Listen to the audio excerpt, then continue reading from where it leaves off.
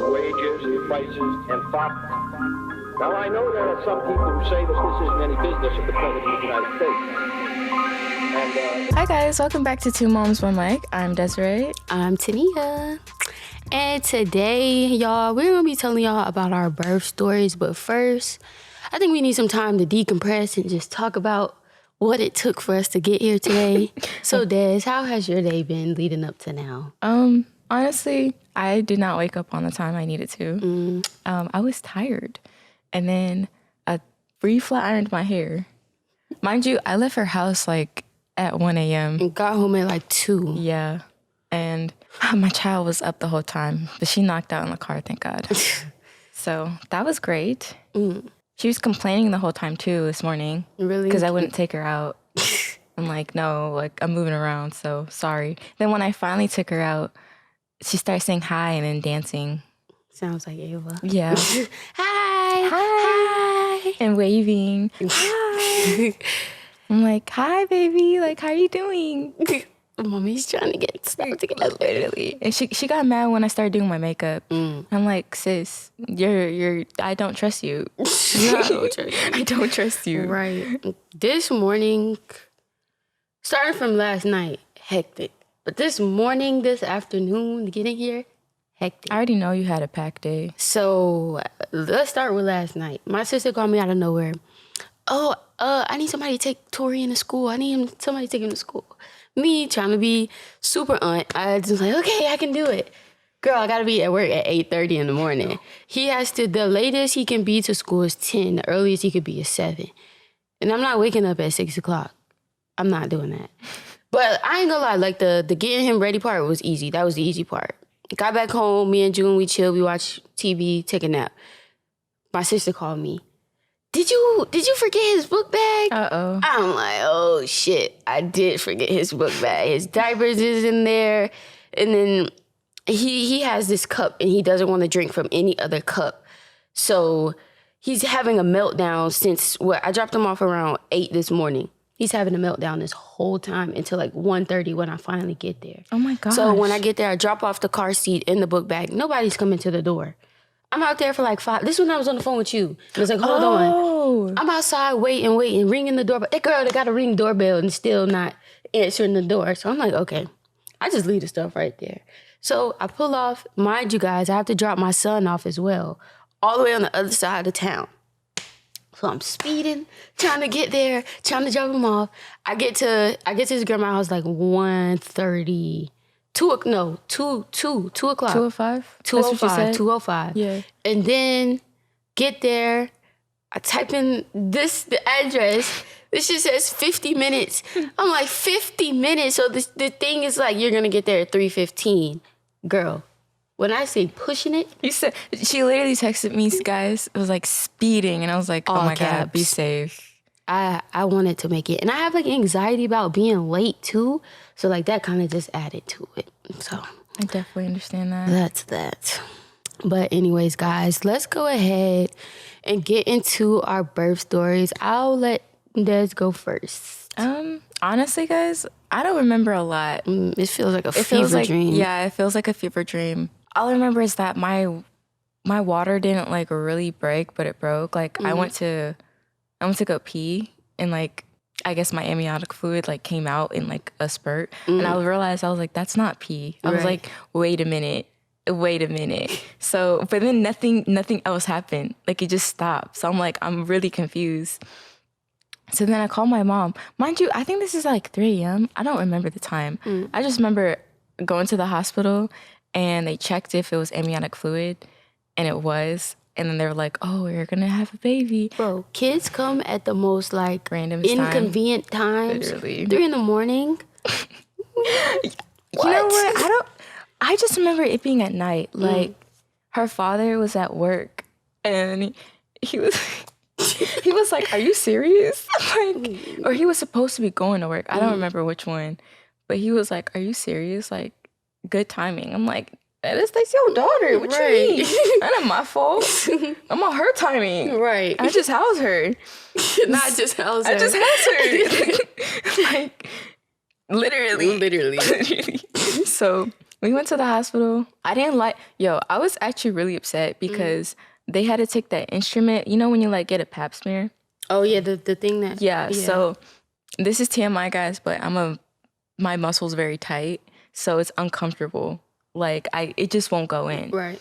So I was finna say bitch, but Well, you just said it, so you might as well call her a bitch. But I don't want to call her a bitch because I know she didn't mean to hurt me, but she literally just jammed it in so she could take the. Jeez. Yes, bro, that it hurt so bad. I literally screamed out because I was so caught off guard. I was like, why would you do that? I'm like, they have different size ones because it was the smallest one. Oh, I was about to say because It was the smallest I one. did that like at the doctor when they was checking my cervix and she tried to put that big ass shit in me and I was like, girl, no, I know. Bro, I was so irritated too because all they kept saying was, "Oh, well, you laid down and made a baby." I'm like, girl, bitch, you know how long ago that was? First of all, literally. Second of all, do you think and my body has changed so much since then? And not even you don't think people need to warm up? Like what? Right? Like, what happened to foreplay? What happened to that? Ain't nothing going down there. It's jamming tools it's a up desert. in there. Okay. Hell no. Like, what do you go? Bro, I was very irritated. Yeah. And then I got more irritated. So I don't remember anything, dude. I don't remember anything. It seems so long.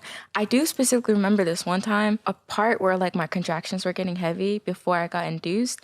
I had to poop, and that was terrible. Like this terrible. Is it worse than like a period poop? Dude, it feels like that, but on 10, because like your whole body is contracting. Oh yeah. Ooh, and then you push it. Yes. Ooh. Because then like you feel like you need a push, but you need to push.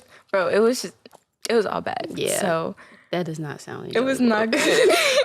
And then I finally got induced. Honestly, I wanted to see how long I was gonna last. And then I finally got induced. And then kind of defeated the purpose because they took too damn long. I was feeling Ava's hair, like head. It was right on like my pelvic bone when she was coming out. Ooh. And so like her shoulder, I could literally feel like her shoulder moving. Like when they were pulling her, I could feel her move. And then I just remember. Wait, I'm sorry. You didn't have epidural? I did, but like it wore off when I was like finally time to push because they took too damn long. They didn't give you when I was giving birth. They gave me this little thing like it was hooked up and like it was like press the button to administer more. I was trying to, but I needed more.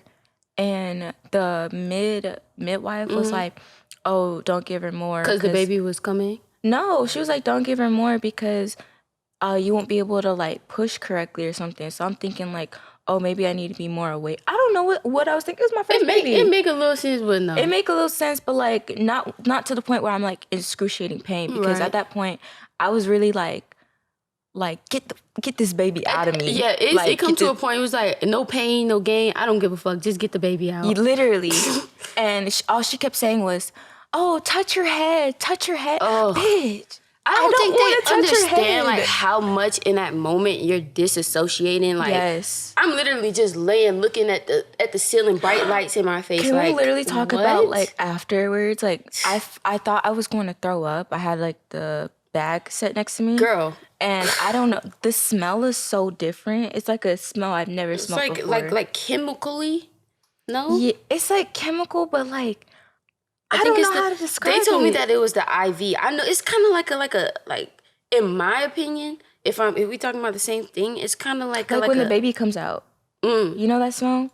I don't know how to describe that smell. But it's a smell. I didn't even want to touch June. I didn't either. I felt bad, but I was when like, we get I got repulsed. Yeah, like instinctually. Like you got like cheese all over him. What is this? Because they put Ava on me, and I was just like. Fucking baby. I had a fucking baby. What? And then I was like, I saw her and I was like, oh, she's so beautiful. And then I was like, okay, take her. I think I'm gonna go puke. I didn't end up puking, but I remember sleeping for so long. After like my first when they had to transfer me to the mom and baby room, I was alone for the first night, and that shit, it was good. It was like sweet. I get bittersweet. I don't know. Like her father had to work, so I was just alone. I didn't want to be alone. I was more like a wreck, or not a wreck, but I was so like emotionally and like dissociated from my body. Right. And then I remember the specific nurse, she came in. I remember Ava crying like in her, in the baskets when you first have a newborn. So she was crying in there. And I remember the nurse came in and was like, your baby's crying.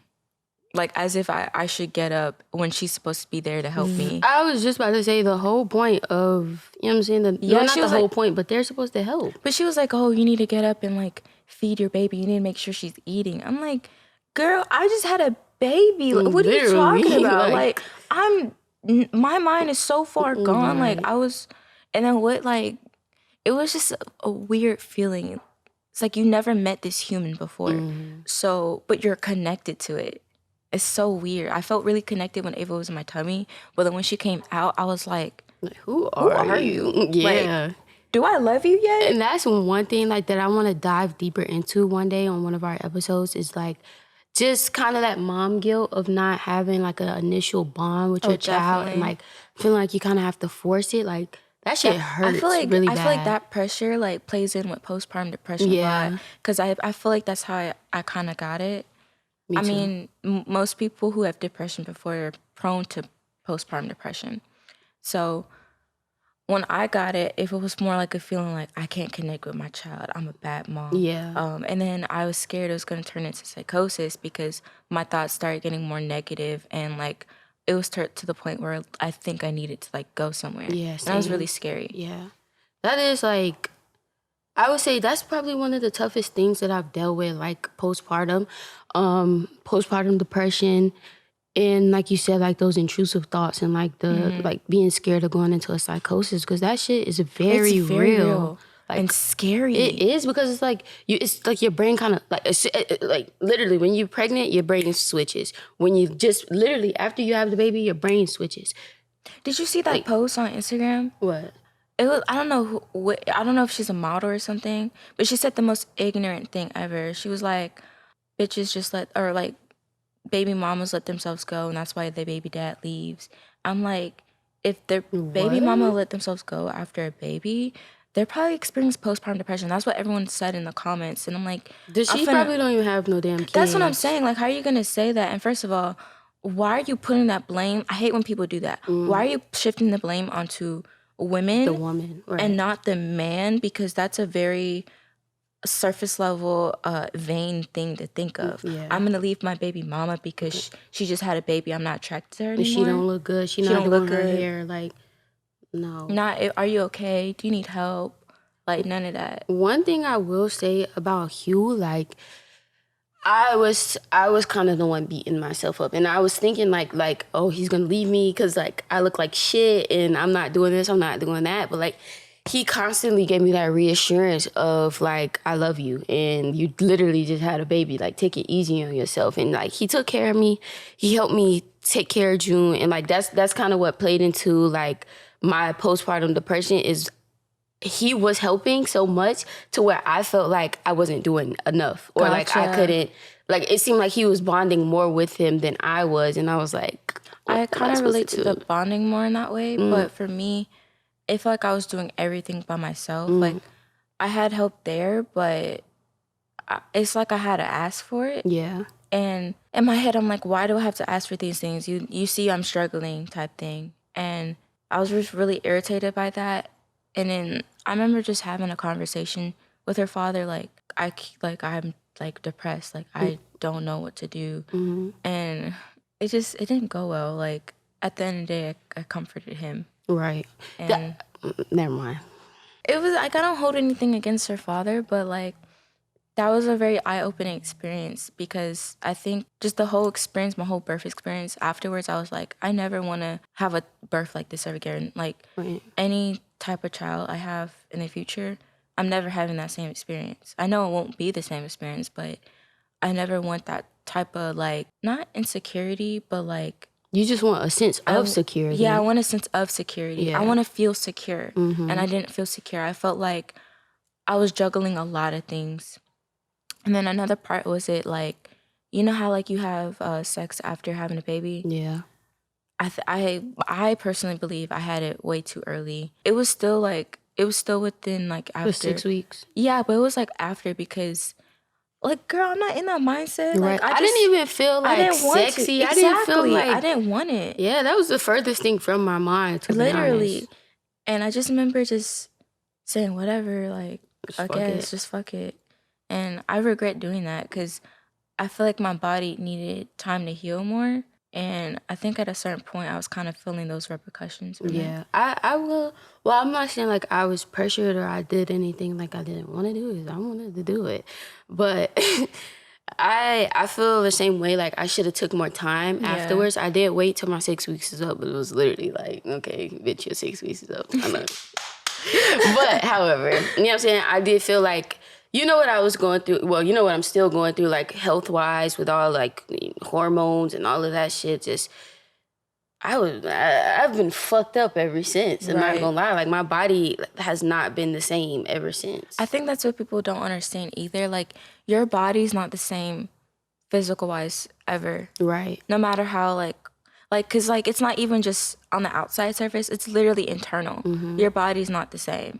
And then your mind isn't the same either because, you know, a chemical thing literally happens in our brains when we have a baby. As soon as it comes out. As soon as it comes out. And then all of our hormones are going back to normal so rapidly. All these things are changing so fast. It's like literally, I remember right after I had June, I was in the hospital with his mom.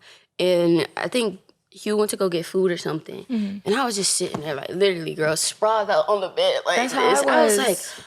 I just looked over. I was like, my life has changed forever. I don't think I really realized until, like, I brought Ava back into my room. And I was like, oh, my God, this is, like, my childhood room. And I have a kid. Right. Like, that was really freaky. I think, like, when it settled in, like, the fact that I even had a kid is when we came back. Because I was in the hospital for about 5 days in total. It was like, I'm going to say like a week. Yeah, it was a long ass time. I'm not going to lie. It was a long time. But I didn't even, like, it didn't settle in until we came back home maybe a couple days later. And I just sat there and I was holding him and I was looking at him.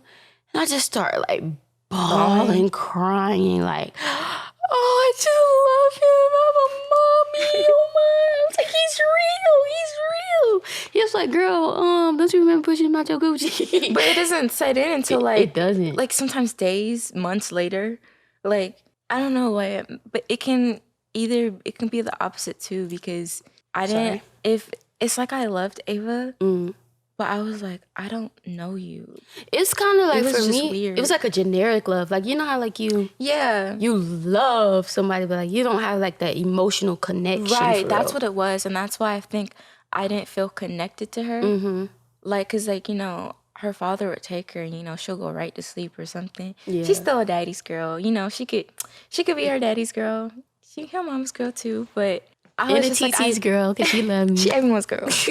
But I just felt just so disconnected from her. I was like, am I a bad mom? Like, I just felt like a terrible mom. I feel like I didn't know how to do anything. Literally. Like, Hugh literally, I'm not going to lie, he taught me how to be, I'm not going to say a parent, but like, he taught me the baby basics. Because like, me, I was always like the type of person to be like, just scared to even hold a baby. Like all my nieces and nephews, like I would wait, okay, when you can walk and talk, then you come play with auntie. Other than that, oh really? I'm scared. They so little. And June was the tiniest freaking baby ever. And I was like, if I drop him or if I do anything wrong, like I'm gonna feel bad for the rest of my life. And yeah, when we came back from the hospital, you know what I'm saying, I was just scared. You know what I'm saying? June was so little. This was so weird. June was just so tiny and I was just like so scared to hold him. So that kind of put a little distance between us as well, because I feel like Hugh had to do most of everything because I was just fucking scared. So I don't know. All right. I don't know what she's doing, guys, but this was part 1 for like, I guess our birth stories and, you know, what we've been experiencing. Check out part 2 in the next episode where we give a little bit of advice to like new moms or just new parents in general, like things we've seen or experienced mentally, physical wise, and even just situational wise as well. So yeah, check back next week. And this is 2 Moms, 1 Mic. Mic drop. Bye.